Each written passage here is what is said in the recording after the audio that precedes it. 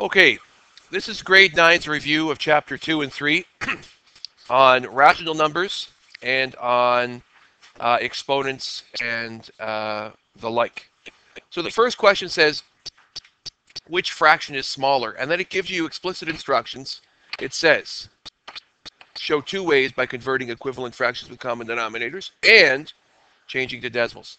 So it actually gives you the two instructions for what to do. So on a test, it might just say which fraction is smaller, show two ways. And you had to know that you can either convert them to equivalent fractions that have the same denominator or convert them to decimals. So the first one, if I take them and convert them to equivalent fractions, I would have negative 3/5 is equivalent to what fraction out of 20?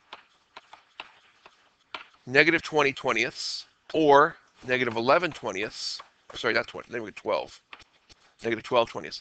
Now, which is smaller is the question. Now, this is kind of an interesting question in that this is 0, and this is negative 1, and this would be negative 10/20, or the midway point. That's like negative a half. Negative 11/20 would be here. Negative 12/20 would be here. And the smaller distance, or the farther it is from 0 when it's negative, the smaller it is. So therefore, this is your smaller number, and negative 3/5 is your smaller fraction. That's by examining it as equivalent fractions. Now, if we convert them to decimals,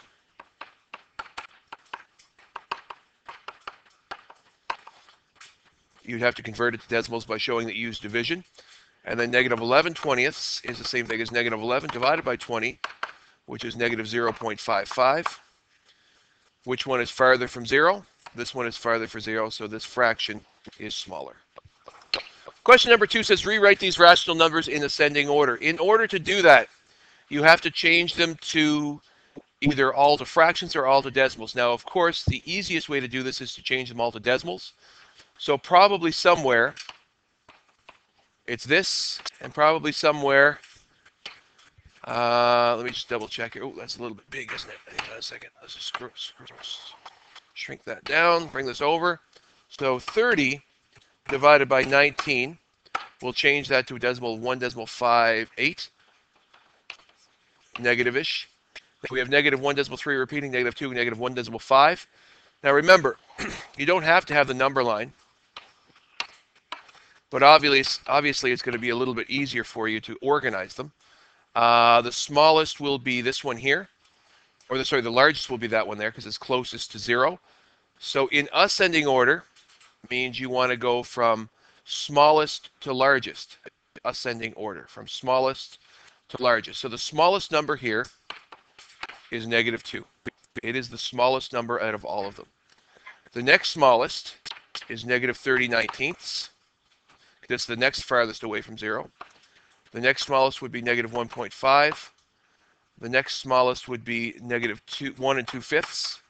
And the largest number is negative 1.3 repeating. Okay, so in ascending order, you want to go from the smallest to the largest, and the smallest number in that group of numbers is negative 2. Okay, so you probably have work that you would have to have is probably what I circled in red, because that, of course, you have to convert them to something. They might have changed them all to equivalent fractions. That's an option, but you use your discretion to make sure that they had something that allowed them to compare all of the numbers together. Question number 3 says, identify a fraction between 1.7 and 1 point. This is worth 1 point, and there's infinite answers you're going to have. A better wording of this question would have been saying, identify the fraction midway between 1.7 and 1.8, because that would have allowed me to have an exact answer. But what you probably want to do is you first want to identify, there's multiple ways to do this. I'm just going to do the way I would do it. The first way I would do it is not identify a fraction between there, but rather identify a decimal between there. And I know that a decimal that's between 1.7 and 1.8 is 1.75. I know that for sure because it's midway between the two. And 1.75 is 1 75/100ths, which in lowest terms is 1 3/4. So a lot of people probably have 1 3/4 as an answer because it would be right between there. They might have also had, for example, 1.71 as their decimal that's between there, and that would be 1 71/100ths. would be also a fraction that's midway between there. And they might have on the other end of it had 1.79, which would be 1 79 hundredths. Okay? So all three of these, and actually this one included, are all appropriate answers for fractions that are between. And there are multiple examples. I will press pause and listen to your fraction and tell you whether or not it's valid. Even though it says question 2 here, this is really question 4. It says, what's the opposite of negative 1 1/5 as a decimal? So given that this is 0 and this is negative 1, this would be negative 1 1/5, or, in brackets, negative 1.2. Its opposite would be here. So the opposite is really the number that's equidistant to 0, either positive or negative. So in this case, as a decimal, as a fraction, it would be 1 1/5, and as a decimal, the opposite would be 1.2. So I don't require any work for this. If you have 1.2, that's fine.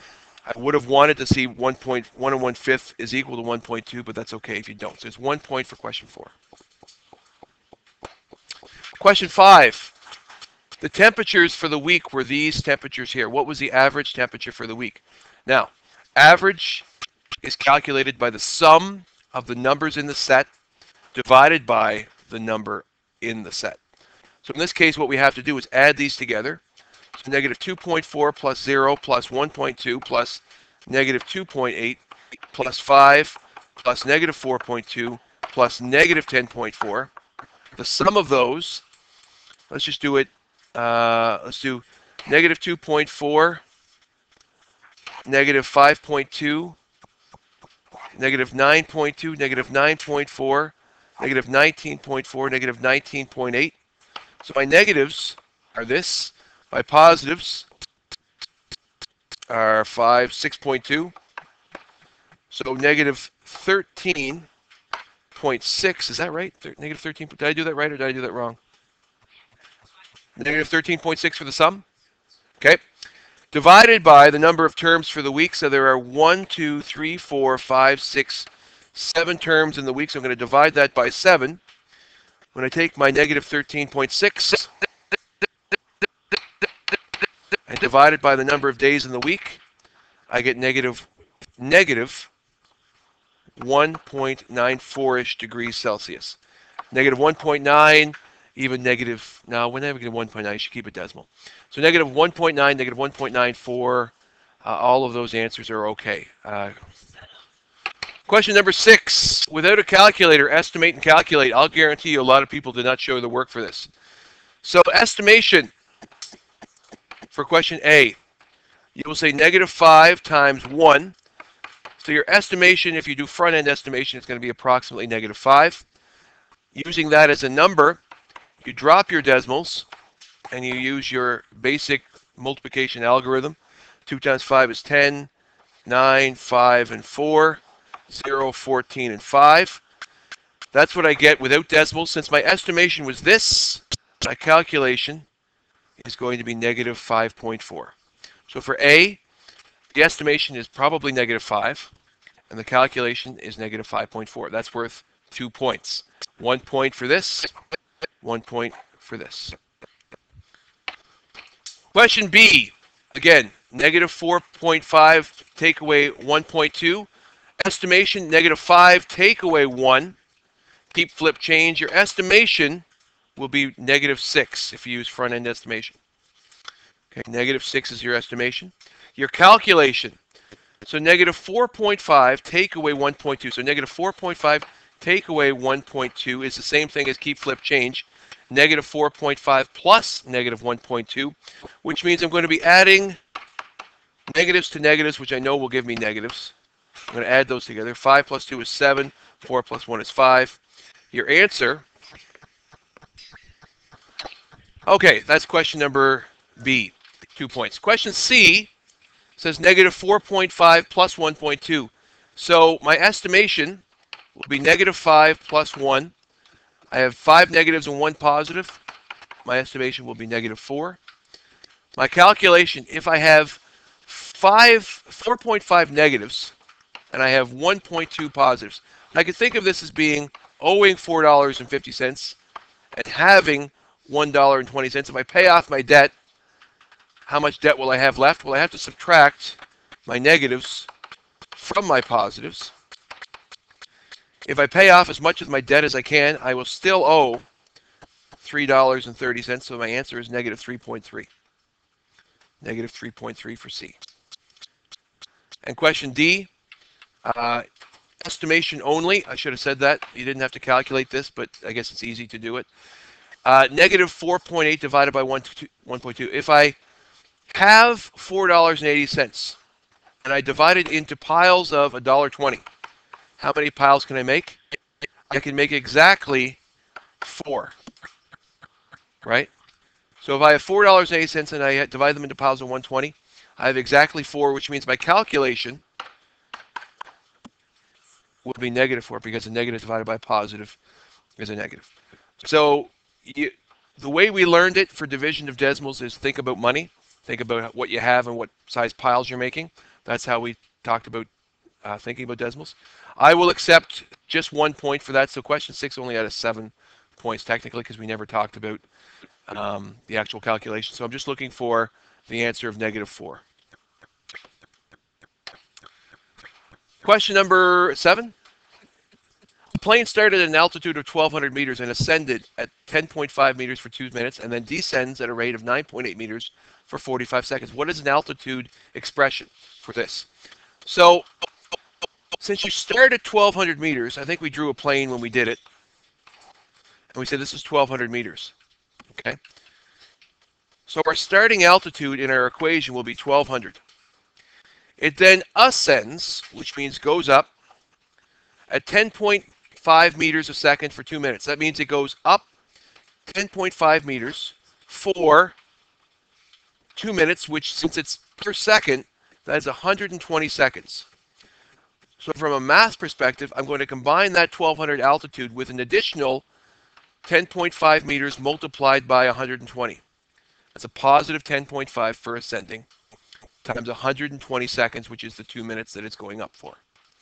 And then it's going to go down at a rate of negative 9.8 meters per second. That means descending. So the descending really translates into a negative symbol for 45 seconds. So that's going to be combined with or and going down 9.8 meters per second for a duration of 45-second increments. So the expression I'm looking for 1 point is this up top here. This is the expression that will get you the new altitude, okay? And the second part to that equation for the point would be how high is it up now? So if I think about how far it went up, I'm going to take 10.5 and multiply it by the 120 seconds it went up for. So it went up an additional 1,260 meters from where it started at 1,200. So this is going to be 1,260 meters. So the 1,200 meters plus the additional 1,260, plus it went down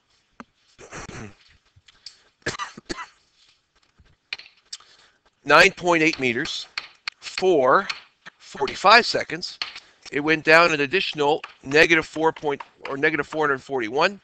When I combine all that out, I get 2460 plus negative 440. Is that 441 or 440? 440? 441? 41? And when I combine those two, I'll just put a negative sign on this one, I think. Where's my negative symbol? Right here. So I'll call that negative 441, and I'll add to that the 2460, and therefore the new height is the year in which we are currently residing, 2019. So 1 point for the highlighted yellow expression, and 1 point for the altitude of 2019.